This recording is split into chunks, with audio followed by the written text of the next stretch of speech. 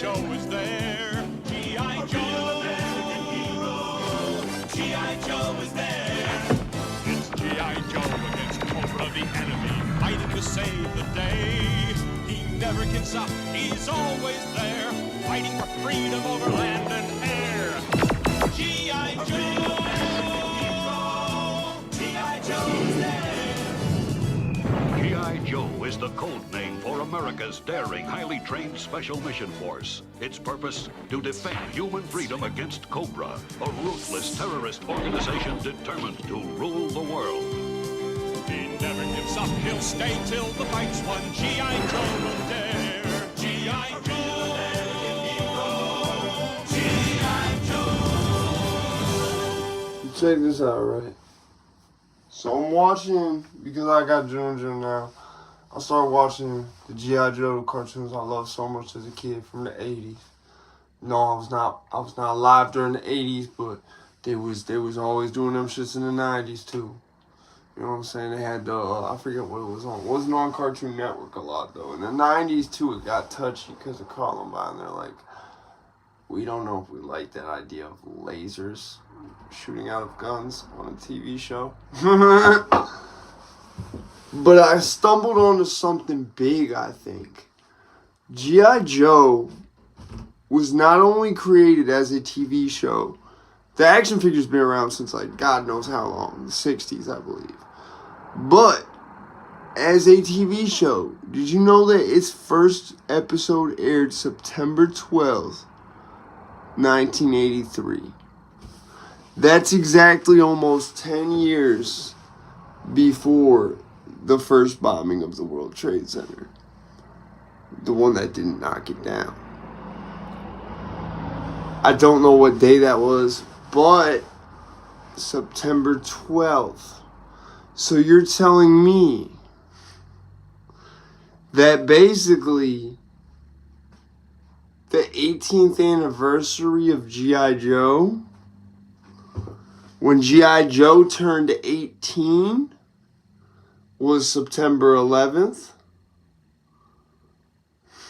Join the army if you fail. I get jail, jump bail. Get jail, jump bail. Get jail, jump bail. Join the army if you fail. So it turns the show. I forget if you can enlist at 17, but I think if you can, you still go to basic at 18. But it's just very funny to me. This is very funny to me. I didn't even think of that part yet. It was just weird how it was first aired September 12th, 1983.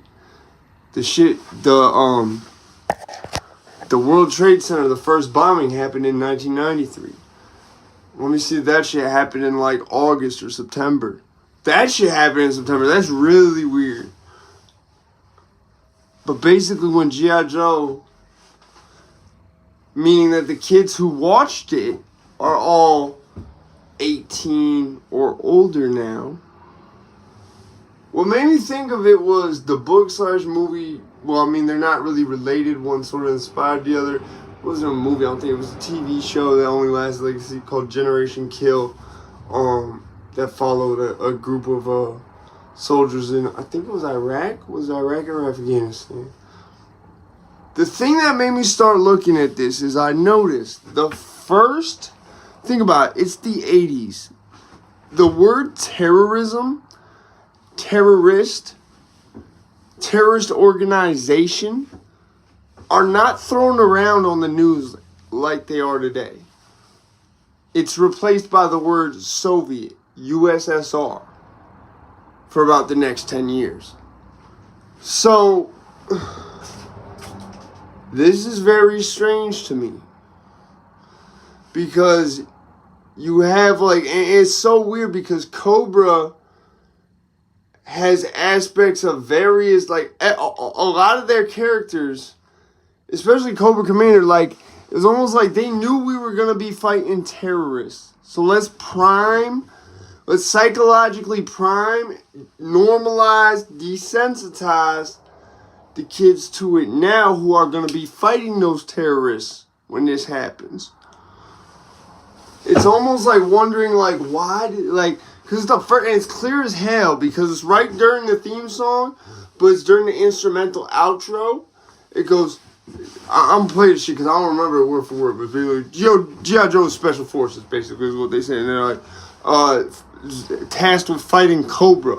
This part is word for word. A ruthless terrorist organization determined to take over the world.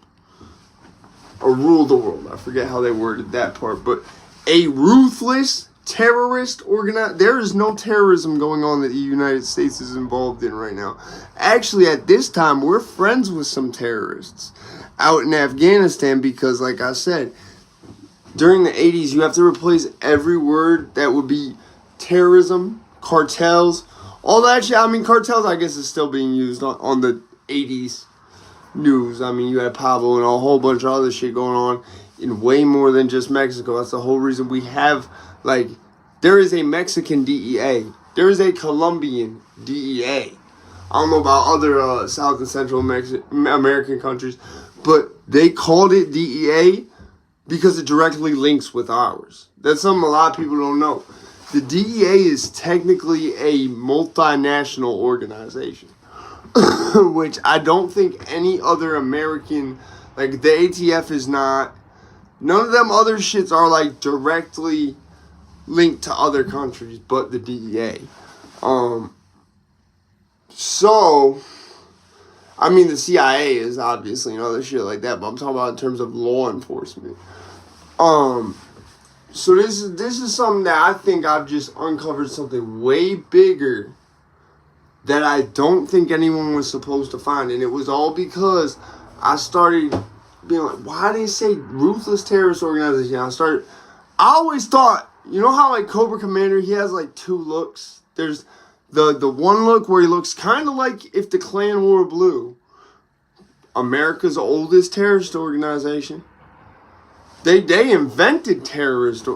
I'm pretty sure the terrorism charge in America, I don't think the Klan was the first to be charged with it, but I'm pretty sure they were part of why they felt that charge needed to be created. I forget if it was the Secret Service or what federal agency. I don't know if the FBI was around when that was created, but basically, the Klan is designated as our oldest terrorist organization. Which is also, the Klan is sort of like a blanket term now. It's like you've got different, obviously, like with any gang, you've got different sects that shoot off within that. But the difference is the Bloods is not a terrorist organization. Crips is not a terrorist organization. You see that? The Latin Kings not a terrorist organization.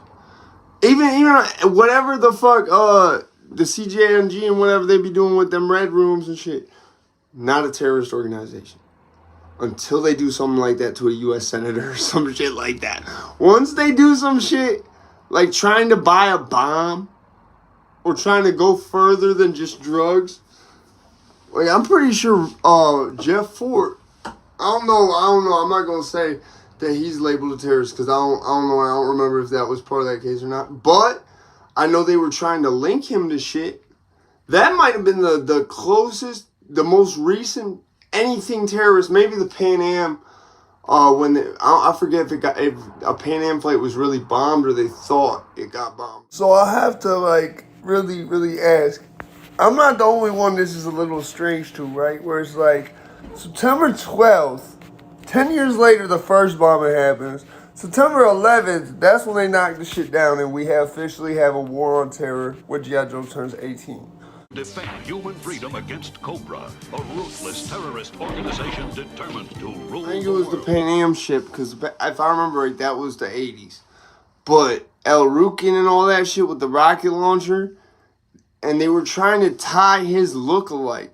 Yo, that's the shit about Jeff Fort that always, like, Jeff Fort is fucking, like, that's like, in terms of criminal masterminds, like, I don't even consider him, he was just like a dude who, like, had all his bases covered. You know what I'm saying? All the bases covered. Like, the fact that they were able to get him for what they got him for, I question how clean their tactics were. You see what I'm saying? But anyways, so yeah, there's nothing really going on heavy. I mean, you had shit in other countries that wasn't affecting America. Like, I'm pretty sure the Pan Am bombing, I don't think affected America. I think the only thing close to terrorism that you could have linked to America would have been the Jeff Ford thing at this time. And I only say that because I remember when watching shit about the El Rukin case and shit, the news literally saying, we're embedded with a terrorist organization, talking about the lookalike that he had. So, it's weird to me how, like, it's almost like they saw what was coming. They knew what was coming. It's very strange, like, given the conspiracy about how Bush Daddy, who only got 1 term, got 3. All the conspiracy surrounding all that shit. You know what I'm saying? Then you got this children's show that ironically turns 18, which means all the kids who watched it when it came out are now 18 or older. You see what I'm saying? I'm talking about when it first came out and debuted. So this is very strange to me. I'm gonna do some more research. I might have another video about this coming soon. But for now, I'm gonna leave you with this. Think about why in 1983 they're trying to get a children's TV show where the main thing, the first thing drilled into your head by the words, because it switches from music to words, which that cue, that sticks with your brain more. Because you see what I'm saying? It sticks out. Anything where it sticks out like that, that's the thing you're going to remember. A ruthless terrorist organization determined to rule the world. You see what I'm saying? So, whoever designed this was intentionally, subliminally wiring things. And that's me looking at it from a producer's perspective, from a musician's standpoint, and from having a lot of experience in psychology. Okay? So, I actually went to college for psychology, dropped out twice. A lot of people don't know that. I can't sit still. And there was better opportunities elsewhere that, man, you know I was getting money. I was getting money. I'll keep on it. But anyway, so, yeah, I'm sorry. I forget your name, whatever teacher it was. I think you had a doctor in front of your name, too, if I remember right. But, yeah, I was never in class because I was getting money. My bad. So, yeah. I would stay in class, like, and any time where I realized, like, or if I had shit to do that I already said I'd do, I wouldn't be in class. But a lot of times it's just because I realized, like, yo, I already know this shit. I don't even need shit. Yo, I'm going back. No, came back. Fuck your financial lady. You know what I'm saying? I started realizing once I was at college, I was like, yo, I don't even need college, I don't think. But anyway, yeah, so it's really odd to me. Once I did the math, I said, yo, let me find out this shit. Because originally I was like, let me find out this shit came out in like 1988, right? When Bush Sr. became president. And it's almost like the shit was like, yo, hold my beer, I'll do you one better.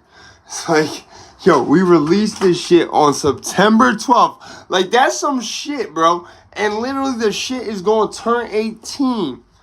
Let me find out that the minimum, I know that the minimums vary depending on branch, but I'm pretty sure for most of them it's 18. So, I mean, this is a little weird to me. And I think I might have just accidentally blew the lid off something way bigger that down the line is going to make me money for blowing the lid off just now.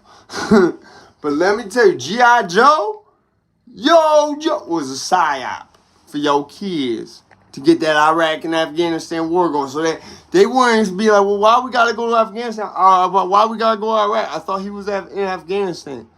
No, because in these kids' mind, it's just fight terrorism. Ruthless terrorist organization. You see what I'm saying? You raise the kid on terrorist this, terrorist that, ruthless terrorist organization, all this other shit, with some fucking high adrenaline, action-packed, showmanship cartoon going on. Like, I think there's I'll put it like this. I think the kids is the way they is now, where, like, they got all messed up morals and shit, and they soft and all this weird shit with the kids. Because you took them types of cartoons away. Yeah, you stopped letting them have guns in the cartoons. I mean, it used to be, they can have the guns, we gotta call them lasers. And all the guns have been replaced by walkie-talkies. So anyway, like I said, man, this is very, very peculiar to me. I'm gonna throw screens up so you know I ain't bullshitting. I'm out there, biz, man. Stay safe.